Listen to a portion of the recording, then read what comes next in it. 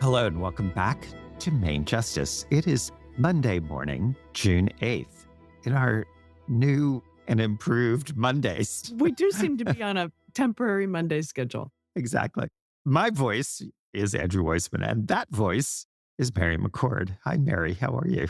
Good morning. I'm okay. Just like decidedly okay. That's how I feel today.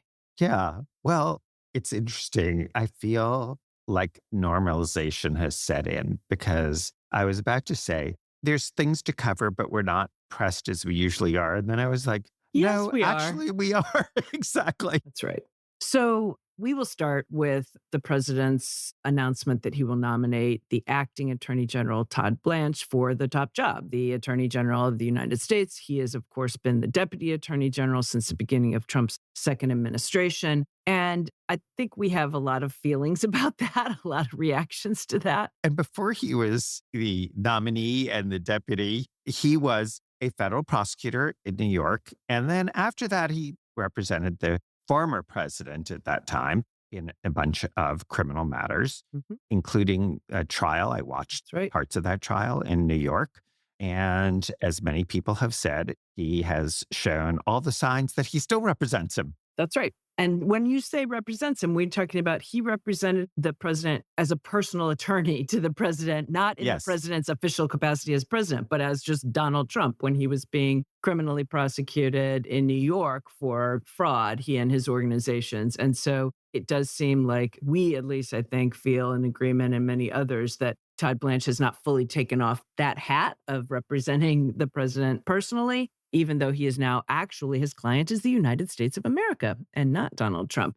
So we'll talk about that, and we'll talk about the status of this so-called settlement agreement and the $1.776 billion slush fund, as well as the other terms of that agreement and where that stands right now. Because, of course, Todd Blanche has now gone in front of Congress and others and said, we're walking back from the slush fund. That's not going to be happening. So we'll dig into that.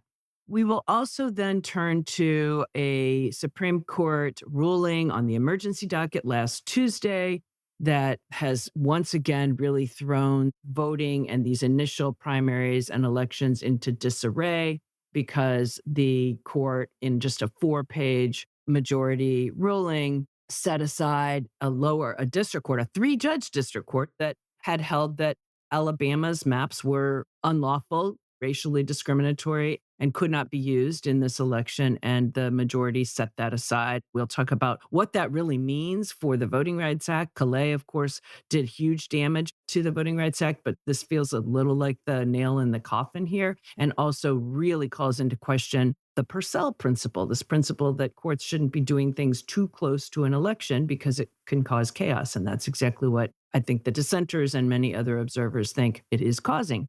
And then we will talk about a Rhode Island District Court judge's very long decision late last week, but very consequential for many, many thousands of people in the U.S. And that is, he held and set aside new DHS, Customs and Immigration Bureau rules that put a pause, an indefinite pause on the processing of asylum applications and other immigration benefit applications. And that has caused people to lose work status and lose status here at all, and really thrown things into disarray. That is the decision that falls into the category of things that have gotten not enough attention. True. That is a decision that has major consequences. It's really nice that that's sort of our good news of the day. I'm so happy that we're spending time talking about that. There are little bits and bobs that we will discuss along the way. There's an executive order about civil service. There's the White House ballroom case that's ongoing. I mean, there are all sorts of things, but we're going to stick to those 3 main things. And a new case challenging this big mixed martial arts fight that is supposed to take place on the South Lawn of the White House, scheduled for this Sunday, June 14th. And a brand new lawsuit filed to try to prevent that from happening on the grounds, essentially, that it's really just a commercial sporting event that is to make money for people sponsoring it. And it's not any kind of event that is actually part of executive celebration of America's 250th anniversary. And it happens to fall on Donald Trump's birthday. Yeah, it just happens to fall on his birthday. And it just so happens that guess what? Guess who's making money from having invested in the company, according to the complaint, that is being given this benefit? So this falls into the follow the money. Yes, right? 100%. 100%. So shall we dig in? So Todd Blanche, let's just go through maybe the litany of things that would be on his plate to talk about. Epstein documents. There's still 3 million reported documents that have not been turned over as required by the Epstein Transparency Act. There's Ghislaine Maxwell, who's certainly not questioned in any cross-examined kind of way. She was softball interviewed. And then right after that, she ended up in a camp with a puppy. There's the $1.776 billion. Oh, wait, let me just go back to the camp and the puppy. Camp with the puppy. That was excused by Todd Blanche saying, well, there were threats against her life. But Mary, as you and I know, when somebody is in prison and there are threats against their life, they don't get moved to a camp with a puppy. They get moved to solitary. Exactly. That's right. So then there's the $1.776 billion fund, which falls into the category of it's on again, off again. There's also the broad civil release of the president. There's the SPLC, Southern Poverty Law Center indictment, where Todd Blanche made a statement publicly on Fox News that he then had to walk back is too mild. He then had to say that he didn't mean and didn't say what he had said, and what the true facts are antithetical to the charges in the indictment. There's the trying to indict 6 members of Congress in D.C. while under his watch. There's the indictment of Letitia James and James Comey. There's the second indictment of James Comey. Seashells. There's opening a criminal investigation of Jerome Powell and the Federal Reserve, which was quashed by the judge there. And then you have the sort of mass firing of people for doing nothing else than either following Department of Justice rules or not following illegal rules or unethical rules, starting with the Eric Adams case. Remember him, the former mayor of the city of New York? That's just a quick list of things that are all happened on his watch, some of which he was principally responsible for, some he oversaw. I found it fascinating that Pam Bondi, in the transcript that was released just this week of her testimony before Congress, this was when she came in and testified as now former Attorney General, and she threw him under the bus, saying that he was the one who was in charge of Epstein. He was the one who did the Ghislaine Maxwell interview. And she, as an aside, said, I think Ghislaine Maxwell should die in jail because she's as bad as Epstein. So she was having none of it. Although I don't recall her saying that back at the time that Ghislaine Maxwell got moved to the camp with the puppy. But yes, these people who find religion only after they're no longer in power, which is you manage to be able to speak truth to power after you have no power. Yeah. And there's one you left out that is the subject of certainly brand new reporting by the New York Times just today. One? Oh, yeah. Well, actually, probably dozens, but if we're really getting particular here. But we've been certainly following along this investigation being run out of the Southern District of Florida, by which some sort of vast conspiracy is alleged. And this is just based on reporting that would span from the original investigation into whether Russia interfered or attempted to interfere in our elections back all the way in 2016, would continue all the way up through 2020 and all the way up now even into 2024. Of a conspiracy to, I guess, deprive Donald Trump of his civil rights by that investigation, and then the Jack Smith investigations, and et cetera, et cetera. I don't know exactly the status of this mass conspiracy investigation, but the reporting today, of course, is that many, many prosecutors and FBI agents have really questioned any type of mass conspiracy spanning this time frame. Yeah, including Todd Blanche, at least early on, right? Early on, but it then seems to have capitulated. That's right.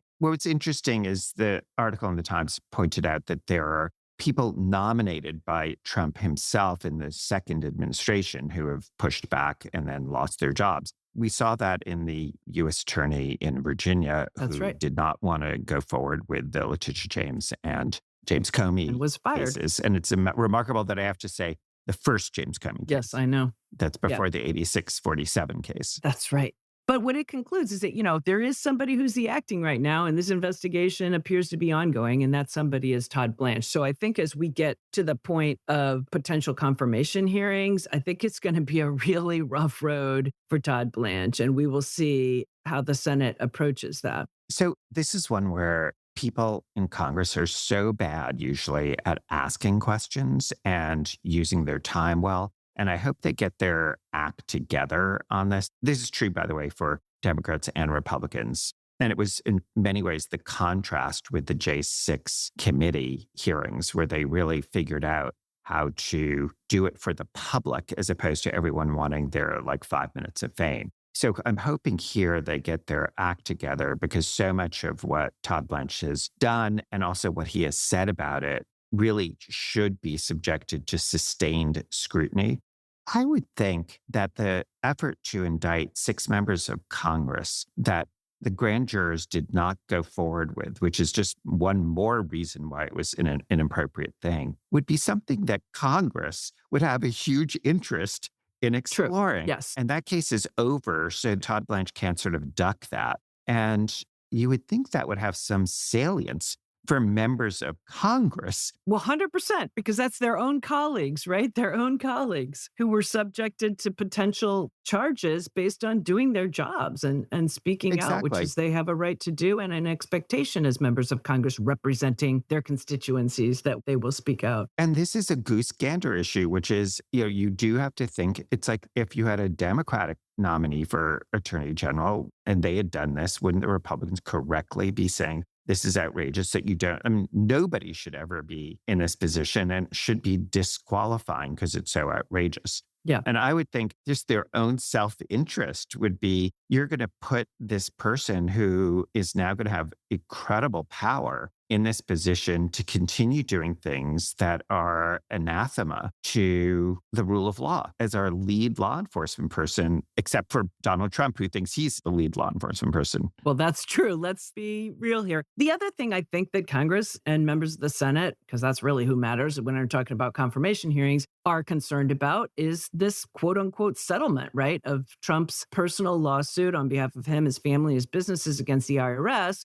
That resulted in this I keep saying quote unquote settlement, because in my view, if there was no case or controversy because there was no adversity between their parties, there was nothing to settle. And that is exactly what the federal judge in Florida is trying to get to the bottom of. And I want to make sure people understand, just because Todd Blanche said publicly, we're not going to do that anymore, that does not mean that that judge isn't going to continue. Exactly. And she is, in fact, continuing with requiring a filing by this Friday, response to her order that, why shouldn't I be looking into the allegations in the amicus brief that we talked about last week, filed by 35 judges, that there was collusion in even bringing this lawsuit that amounted to a fraud on the court? And why shouldn't I look into whether Rule 11 sanctions shouldn't be imposed? Because Rule 11 is a rule that applies to civil proceedings in court that does say that misconduct is sanctionable. And that deadline remains, because whether they go forward or don't go forward with this fund, and I'll come back to that,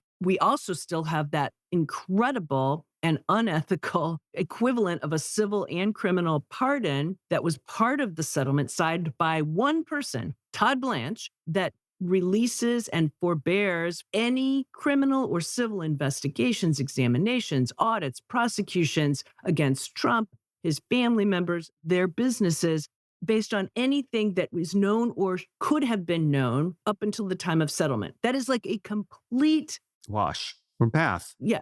And Todd Blanche has justified it. So we have his statement as to why he thinks it's okay, because people have asked him about it. And he said, oh, no, this is typical. It is not typical. It is so not typical. First of all, it's not Justice Department's policy. It's so not typical to have a general release of people who are not before the court. Yeah. So this is way beyond the people who were actually in the lawsuit. But there's more than that. The lawsuit was about a leak of information about Donald Trump's tax returns. Even if you thought that was a legitimate lawsuit, even if you thought, let's just take that as a given. That's right. And let's assume it was filed on time, and let's assume there were no defenses. That's a lot of ifs. That's thing one. That's about how were you harmed by a leak of your tax returns. And there might be some amount there, and that's it. That lawsuit is not about, oh, the IRS has audited Trump and his family, and they've worked out an agreement with respect to all past audit liability. Then, in that situation, you might say, okay, we're going to work out an agreement with respect to the specific parties as to what they owe and what the amounts are. And that would be one where you'd say, okay, and that ends the audit liability. And so then you would have a release where it's like, we've resolved that issue, right? Exactly. But it doesn't relate to people who are not there. But just to be clear, that's not what happened here. There was no resolution by the IRS of, oh, let's have a whole resolution of all sorts of audit liability. This was being tacked on to something completely unrelated. It also goes way beyond that, right? Like, suppose all the self-dealing, all the crypto self-dealing, all of the self-enrichment, everything that might be investigated in a future administration, what Todd Blanche is saying in this settlement addendum is, nope, that the government gives that all up. The best way to think about this is just imagine the lawsuit didn't exist at all, right? That there was no fig leaf of a lawsuit, and just Todd Blanche, in order to get the brass ring of being Attorney General, signs a piece of paper that says, I'm absolving you of as much as I can possibly absolve you of. And by the way, while we're at it, your family members and your companies. That is the way to think of it, because it's so untethered to the fig leaf of the lawsuit. And the thing I don't like about it is, and the reason I'm so happy the judge has this jurisdiction, is that we're using the language that makes people go, well, there's a court case, and there's a settlement, and there's a release. So it's got all the language. So when you're quibbling with, well, maybe there's some merit, but maybe there's not, but it's a court case and they've just settled it and they've issued a release, and those kinds of things sound all sort of legal, even if it's maybe a little too much. Yeah. That's just not what's going on. And that's why the judge looking at this saying, this looks like a fraud on the court that I want to investigate. Obviously, she's going to make her decision of whether it is or is not after hearing from the parties. But that muddying of the waters is the point of why they went to court. Yeah. And here is the icing on the cake. Here is the greatest hypocrisy. Not that we don't have hypocrisy coming out of this administration. As Nicole Wallace said, hypocrisy is dead. Yes, so true. But we have, in 2 cases that were filed, challenging this $1.77 billion fund that was set up to pay, quote unquote, victims of weaponization to potentially include January 6 defendants. The government has now filed in both of these cases opposing briefs on why there shouldn't be any court case here. And it is saying, get this, because remember, the issue that the federal judge in Florida in the IRS case had asked for briefing on is there an actual case or controversy here? Because the parties are not adverse. This is how both of the government's responses start. This dispute concerns an anti-weaponization fund that had not been set up and is not now going forward. Federal courts may resolve active political debates only if necessary to do so in the course of deciding an actual case or controversy, as those words are used in the Constitution. It goes on to say, there is no case or controversy here, and this case should be gone. And it's like, oh, now you want to argue there's no case or controversy? Yet you settled a non-existent collusive case or controversy in Florida. But I will say, of these filings, it is at least finally putting in writing that the fund will not continue, as opposed to Todd Blanche just simply saying it and then saying, why do I need to put anything in writing? I've said it. Well, how about the fact that you actually have an order that you issued to transfer funds to this new slush fund, and you haven't rescinded that order? So the idea that this is all dead and gone because Todd Blanche has said, we're not going to make the fund, that doesn't mean that there's nothing for the court to adjudicate in either these new cases or certainly in the case in Florida, the original case, because his say-so is not enough to end this controversy. Well, this is one where there is a lot more that we are going to follow, because this is now somebody who will have a confirmation hearing. So we will continue with this, and we will see whether members of Congress, and as you said, it's really the Senate, follow our advice and are listening to us. But they have a ton of ammunition. I just think it's the way that they go about using it and how much discipline they show in asking questions that are hard and sustained. Mary, let's take a break and come back and talk about breath, yes, calm, the Supreme Court's actions in Alabama. Let's do that.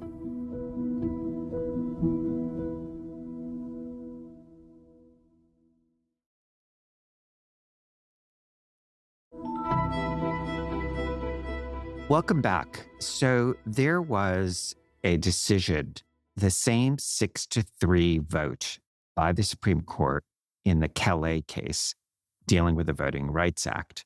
And the 6-3 decision was dealing with, as Mary said, a consequence of the Kelly decision, which was that the Alabama District Court 3-judge panel was ordered to reconsider its ruling. And everyone thought that when they reconsidered it, that there were sufficiently different issues at stake because there had been findings, direct findings of intentional discrimination. And the decision not only was under the Voting Rights Act, but it was also directly under the Constitution. And because of that, without saying that the Supreme Court would ultimately affirm or not affirm or reverse, there were new issues because of those two things, a specific finding of intentional discrimination and a new legal argument for the Supreme Court, because the Supreme Court Kelly decision was based on a statute, the Voting Rights Act, not the Constitution. So what came up before the Supreme Court was what had happened in the Alabama District Court and whether the Supreme Court was going to quickly overrule it or suggest that there be briefing. But as I said, there were these two differences, factual and legal, that came up. So Mary, what happened? So what happened is a majority of the court, well, first of all, I should say the district court in Alabama looked at what Alabama had done, which was decide to revert to its 2023 map, which had actually been determined previously to have violated the Voting Rights Act. And the 3-judge district court looked at that map and said this: the purpose of the 2023 plan was to distribute Black voters across districts to dilute their votes, at least in part because they are Black. We reached this conclusion with great reluctance and dismay, and even greater restraint, only after another exhaustive analysis of an extensive record as the Supreme Court's remand order and its precedent instructs us. We reject in the strongest possible terms the state's attempt to finish its intentional decision to dilute minority votes with a veneer of legislative regularity. In other words, what they said is, first of all, we re-looked at our decision after Kelly, a decision, by the way, which had been made after a lengthy evidentiary trial where they had determined there was intentional discrimination and vote dilution, said, okay, now we've re-looked at this. And the only reason they were re-looking at it now is because in another controversial order, the Supreme Court just a week or 2 weeks ago had said, re-look at it now, notwithstanding that we are right literally on the eve of elections where the redistricting matters. Because if people are going to be redistricted into new districts that they've never voted in before, they don't even necessarily know where they're going to go. The Alabama election officials have to figure out, no, okay, now who's moving from one district to another? And we've got to give notice to those people that they've now been reassigned to a new district. And then they've got to know where to go to vote, right? Like, think about all that entails. So already the fact that the Supreme Court had told the district court to take another look at this right now, this close to election, was pretty remarkable. But the district court did. And it said, we find that what was done was intentional here. That's what went right back up to the Supreme Court. And that's what the Supreme Court ruled on this week on Tuesday night on the emergency docket and said, whoa, we are staying what this district court did, which was to, again, say, use the other maps. Don't go changing the maps here at the last minute. Use the maps that had been formulated after this. The majority on the Supreme Court said, no, essentially, we told you already in Kelly that you've got to give deference to the legislature in terms of assume legislative regularity, assume legislative good faith. You didn't do that. We told you that anyone challenging a map has to show that essentially these maps are not the result of partisanship, that they would actually be deliberate. And right here, even like past the 11th hour, has now reverted again. Tell me if you disagree. Okay. I viewed this as Calais did not itself say that you could never prove that there was intentional discrimination that would satisfy the Voting Rights Act. And it didn't say anything about the Constitution. That's right. Now, the writing was on the wall, but this just comes right out and it makes it absolutely clear you cannot do it. Yep. Because if you put together everything that they're saying about the tests that they will apply, as I said when we first discussed the Calais case, remember I said, well, I guess if you have a tape recording right. of somebody in the legislature saying that I'm doing this for racial reasons, I'm not even sure that would now work because they will say that still doesn't pass all the tests. And unless you have everybody saying it's solely for that reason, and we wouldn't do it for other reasons. And there's another map that the challengers have that doesn't, it's impossible. It's an impossible hurdle. Yes. Exactly. To me, they have said that it is impossible to show intentional racial discrimination. And so they've expanded Calais on the so-called shadow docket, not on after full hearing. And they have made it clear it's going to apply even to the Constitution, which was not an issue in the Calais case. So this is such an outrageous decision. But Mary, I'm sure you want to talk about that, but I also wanted to hear you about this. There's sort of a judicial gloss called the Purcell Principles, which is a judicial restraint philosophy, where in Purcell, the court said the federal courts should really resist monkeying with elections too close to an election. And it applies to the judiciary. But I was interested in hearing you say what the court said here about the Purcell Principles and what you think of the court's reasoning, because the court here said green light to Alabama doing this, and it's okay to reverse this 3-judge panel at the district court level, even though this is all in the midst of primaries in the election season. This is not like years ahead of time or even months ahead of time. And they're letting all this stuff happen in some cases while primaries are actually ongoing. And so that sense of restraint that you don't want to have elections thrown into this chaos, and that the courts also should not be seen as weighing in on one side or the other. To me, that's sort of all gone by the wayside. Well, it certainly appears that way. And that is one of the things that Justice Sotomayor, who wrote a dissent joined by Justice Kagan and Justice Jackson, one of the things she pointed out, in addition to the substance that we've been talking about making it almost impossible to bring any sort of Section 2 or constitutional claim when it comes to discrimination. And to get to the reasons, let me just read the beginning of her dissent. Before the court are 2 paths. Down one lies an orderly election held under a tried and tested congressional map that protects Black Alabamians' right to vote and with which all voters, election officials, and candidates alike are familiar.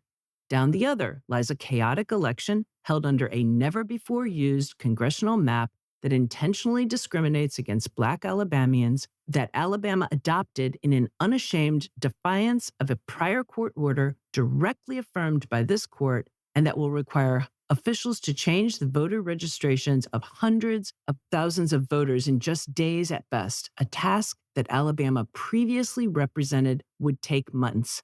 So that's what Purcell was supposed to be about. It was named after a case called Purcell, where the Supreme Court had said, courts should not take actions too close to an election that it would cause chaos. So if you're going to either enjoin something or enjoin a map or not enjoin a map, you shouldn't do things that are changing the status quo too close to an election. But this is crazy if you look at the history here. This all started in 2022 when the court stayed a unanimous lower court ruling in Alabama that its map likely violated Section 2.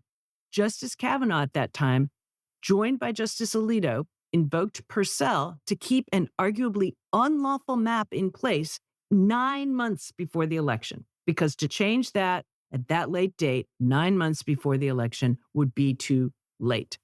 That's what happened in Alabama. Fast forward to 2026, the Supreme Court has now used Purcell to permit this 11th hour switch to a map that a court has found intentionally discriminatory, requiring that huge, large-scale administrative burden that Justice Sotomayor was talking about. Look, Purcell has definitely been narrowed in that what they're saying here is it's totally fine for states to do things even at the very, very last minute, and even if it requires the federal courts to permit that. So they're saying with respect to Purcell, this doctrine we talked about of restraint, it's only going to apply to the federal courts in issuing federal rulings, except when the federal ruling is one that deals with what the state is going to do. Now, cynical people, i.e. me, will say, no, there's one more thing. Purcell will apply when it helps the Republicans. And if you look at the history of this case in Alabama, the Louisiana case, it sure does look like that. Right. It just looks so political. And this is one where I'm so reminded of the Chief Justice who was bemoaning that it's not true that the court is political. It's not true that they act that way. Like, he may believe that of himself, but I would say, like, look in a mirror at the facts of this case. That's right. And ask yourself, do you really think that you are taking actions that don't foster that exact belief? And so you're institutionally really hurting the court in terms of your behavior and not making any attempts, especially the fact that this case, even if you were ultimately going to come out this way, didn't happen on full briefing. It happened in this short order, which is so peremptory. And that is not how judges are supposed to behave. The judges are supposed to hear from the parties, allow them to be heard, have full briefing and consideration, and as a sense of maybe you don't know everything and maybe you'll learn something from the parties, as well as due process would counsel and, in my view, require that ability to be heard. They were all for due process when Donald Trump was charged, and he should get due process. But here, you're just really seeing such a absence of the rule of law, which is treating everyone equally. I'm sitting here skimming through Justice Sotomayor's dissent and thinking all these other things that I want to say about that. But let me just give one quote. And this is not about Purcell. Now we're back to the merits, right? How we discussed how could you show intentional discrimination? Right. And you said maybe if you had a recording, right? I feel like the facts as found by the 3-judge district court here get kind of close to that. As Justice Sotomayor pointed out, part of the record evidence was the Speaker of the Alabama House of Representatives saying, if you think about where we were, the Supreme Court ruling in Allen, that was the name of the earlier case in this series of Alabama cases, all about the same set of maps. The Supreme Court ruling was 5-4. So there's just one judge that needed to see something different. He's basically saying, let's just try this again and see if we pull another judge. Let's just do the same thing. Have a discriminatory map, and maybe this time we'll prevail. And they did. So the Speaker was not trying to remedy likely vote dilution when the Alabama legislature passed the 2023 redistricting plan. I have a question. Yes. Should we move on and take a break and come back and talk about some good news, which is the Rowline case? Yes, we should do that. The one thing I will say in the rollout that we are going to keep our eye out for is the president issued this executive order where he has stripped essentially civil service protections from 8,000 federal workers. We're going to talk more about that because there will be litigation over it. But that's a huge deal. People who are loyal listeners know that Mary and I really care about the civil service. And I know that doesn't sound like a great big bumper sticker or exciting, but it could not be more important to the rule of law. So we just wanted to flag that for you, but tell you that it is going to be challenged. Yes. And we will spend time talking about that. But we've had a lot of bad news. Let's take a break and come back and talk about a horrendous set of facts and a really terrific district court decision.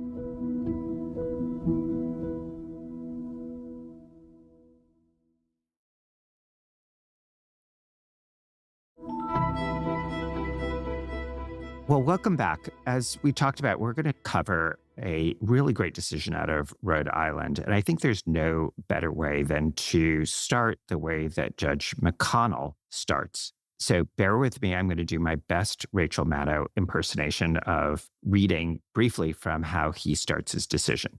More than 6 months ago, the United States Citizenship and Immigration Services enacted a series of policies that threw the lives of countless immigrants living in the United States into indeterminate legal limbo. The agency announced that it would be placing an indefinite pause on the adjudication of immigration benefit requests for individuals from 39 African, Asian, Latin American, and Middle Eastern countries. Since then, individuals from these countries have been categorically barred from receiving final decisions on, among other things, their asylum, work permit, green card, and citizenship applications. And this agency's hold on adjudications cannot be attributed to anything that these individuals did wrong. Rather, it arises solely by the happenstance of their birth. In ruling on these motions, the court is reminded of a line often repeated in discussions around immigration policy. If people wish to immigrate to the United States, they ought to, quote, follow the law, unquote, and, quote, do things the right way, unquote. This case serves as a perfect example of immigrants doing just that. Plaintiffs and their members have observed the legal processes that Congress enacted by statute and that the agency promulgated by regulation so that they may one day obtain immigration benefits.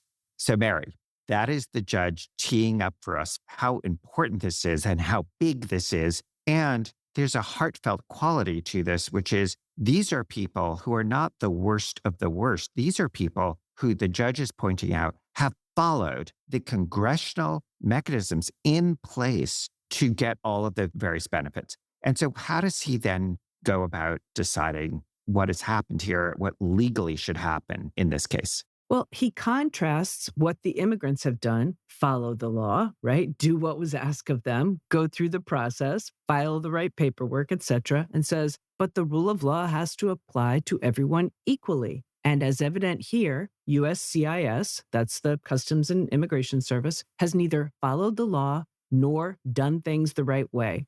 And then he says the agency violated the very immigration laws that Congress had charged it with administering, as well as administrative laws. Can you just repeat that?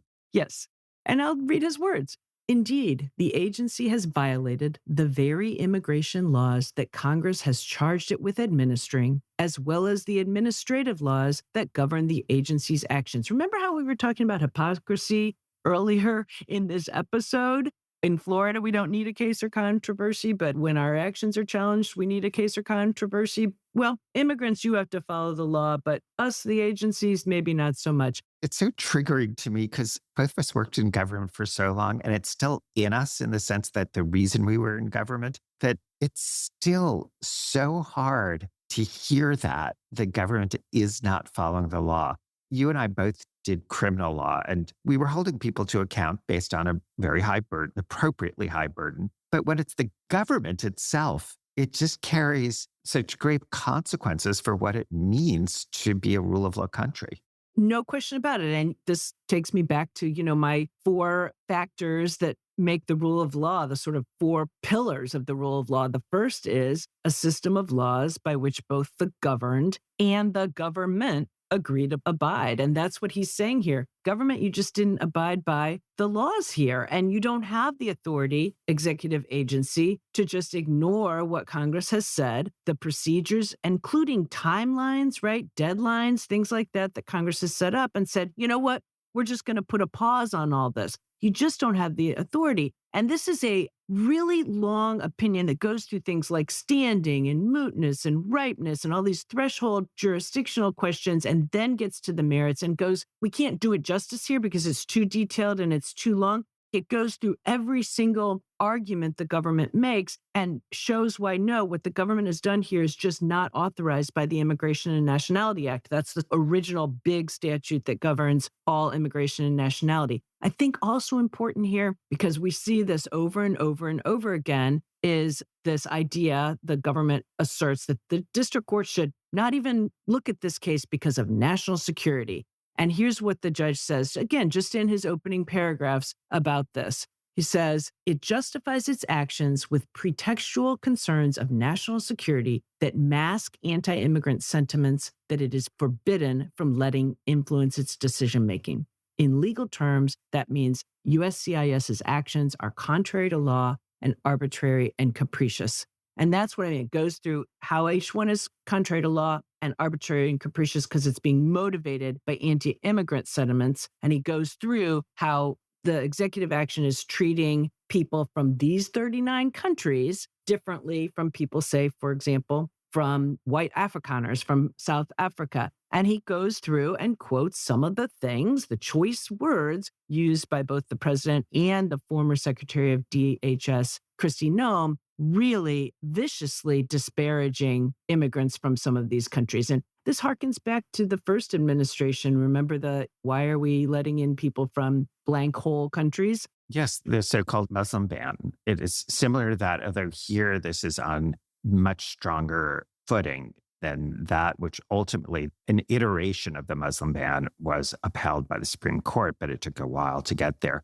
Here, although the government is certainly appealing this, and the district court clearly knows it's going to go up to the First Circuit, that's the Court of Appeals overseeing the Rhode Island district judge. This is one where the judge, in large part, granted the plaintiffs relief, struck down, in large part, vacated the policies of the immigration services, finding that it over and over and over again was not in compliance with the law, and with huge, huge ramifications. And as I understand this, this is now in effect. There is no stay of this. So the government may try to seek a stay, but right now this is in effect. We'll see sort of how it gets operationalized. Well, that's just it, right? Because what the judge did, he said, I'm vacating this executive action, meaning, and that's a term that's used under the Administrative Procedure Act. When there's an administrative action, it can just be vacated. But vacating a pause on processing asylum applications and other applications by immigrants for various statuses, vacating that pause means the executive branch has to now do a thing to restart those applications and those processes. And people who've lost their work permits, right? There are examples in this lengthy opinion of people who even got evicted because when they lost their work permit, they lost their jobs, they got evicted, and all the while they had status here. So how fast will the government actually get those wheels back in motion? That remains to be seen. And I think this is another big question that we see in some of these cases against the federal government is that what does compliance look like? What does compliance with the court's opinion look like? Will they comply? It is something that we have talked about that you usually don't have to think about, which is remedies. And that there's a lot of times where you think, well, the court doesn't have an incredibly good remedy here. And it's a lot of questions that you and I get off podcast. Like, well, I don't understand. Why can't the judge do X or why can't? It's all a very good question, but it's one that you didn't used to have to ask because under any normal administration, and both of us have worked in Republican and Democratic administrations, unless there's a stay, unless the government can get a stay, you just comply. That's right. You do it. And that's just the way the system works. And it might take a little bit of time, right? But it will be done. It's like you either have a legal option of trying to get a stay and appeal and say the judge is wrong, or you go into effect, but you don't just say, okay, we're going to ignore this and slow roll them and be in disobedience. And that's just true of Republican and Democratic administrations, because it's like everyone's like, well, that's the law. And so that's just not a possibility. So here, the burden is really now still on the plaintiffs, because if the government doesn't take action and does just say, well, we're going to slow walk this, then the plaintiffs are going to have to come back into court on a one-off basis until they have enough people and enough instances to say, Judge, there's enough of a complete disregard of what you're doing. So this is a great decision in a rule of law country and a rule of law administration. But when you read what the judge said, and we gave you a little flavor of it, I don't think he is in any sort of illusion as to what the next steps are going to be. Yeah. And to be clear, so we don't get into any trouble here, this ruling just came out, and we don't yet know whether the government will comply or not comply or seek an emergency stay. We're just speculating. But we're just speculating because if past is prologue, we have seen some other situations and other cases where the government did not comply. Yes, we're speculating based on evidence. That's right. That's right. We call these things like hypotheses, I think, right? Something like that I learned in science. Yes, an evidence-based hypothesis. Exactly. So we will keep following this, right? There'll be more to come for sure. But right now, I do hope that this will bring some measure of relief to the thousands of people who have suddenly seen their lives really just taken out from underneath them. And there will be a process, but if this is not stayed, hopefully they'll get their applications back on track. Again, people who've been abiding by the law. So, Mary, I was wondering if taking us back to D.C., there was an oral argument. And yes, there was. It has to do with the Ballroom Project. And we're not going to do a lot on this, but there was one jaw drop, mic drop moment. It sort of relates to your hometown because it was an argument in D.C., but one of the judges there used something from my hometown, which was the Statue of Liberty. How did this come up and what did she say? And I hope everybody, I know lots of people listen to this while they're running or while they're walking their dog, but I think it'd be really good careful. For everyone. Slow down. Exactly. For people in cars, you're sitting. For the people who are not, I would say maybe take a seat. Yes, no, that's a great little preface there. So, and this came up because remember, the president just tore down the East Wing without telling anybody he was going to do it. Yeah, I noticed that. Yeah. Do you remember when that happened? We were all like dumbfounded as we started seeing videos on television of bulldozers bulldozing the East Wing. And ever since then, with the litigation, it's been a constant push, pull, talk about not obeying orders, like a judge saying, you need to stop. And them like, well, we're going to keep on going. And a judge, well, you can only do things that have to do with the safety and security of the White House. Well, okay. But then suddenly we now have like a first floor coming up of the ballroom. So there's been lots and lots of litigation on it. And now the government is essentially saying kind of like too late, right? We have national security interests and the ballroom's already torn down. So we've got to build this thing kind of too late. And so at some point during the argument, D.C. Circuit Judge Patricia Millett said, if the government decided very quickly and bulldozed the Statue of Liberty, the people whose ancestors, that was the first thing they saw coming to this country, but the government moved too fast, nothing can be done? She's asking the Department of Justice attorney. I think that's right, responded the Principal Deputy Assistant Attorney General of the Civil Division of the Department of Justice. You've heard of the better late than never. Well, the government's view is better never than late. Yes. Which is as long as we act quickly, it's fine, leading to the judge saying, really? So if you bulldoze the Statue of Liberty, there's no recourse. Like as long as you act quickly, and you know what's so crazy about that? Donald Trump is a builder. He was a builder in New York City. As he lets us know all the time. A very good one. Very good one. Yeah, the best. Yes, of course. They're better. Very good. So do you know what happens in New York City when you build floors that are outside of the zoning requirement? You're ordered to take them down. Yeah. This is not a race to, as long as I can put them up before I'm told to take them down, or even if I'm told to take them down, but I put them up, then it's better never than late. It just doesn't work that way. This is move fast and break things, right? Move fast and break things. Somebody else said that once, as I recall. Mary, we are at the end, and it is so great to talk to you once again. And thanks everybody for listening. Remember, you can subscribe to MS Now Premium on Apple Podcasts, and you can get this show and other MS Now originals ad-free. And you'll also get subscriber-only bonus content. And a reminder, we are now available on YouTube. So you can head to ms.now/mainjustice to listen to us there. This podcast is produced by Vicky Vergolina. Nicholas Vinuela Yodar and Iggy Monda are our associate producers. The audio engineers for this episode are Bob Mallory and Hazik bin Ahmad Fared. Katie Lau is the senior manager of audio production. And Aisha Turner is the executive producer for MS Now Audio. Search for Main Justice wherever you get your podcasts and follow the series.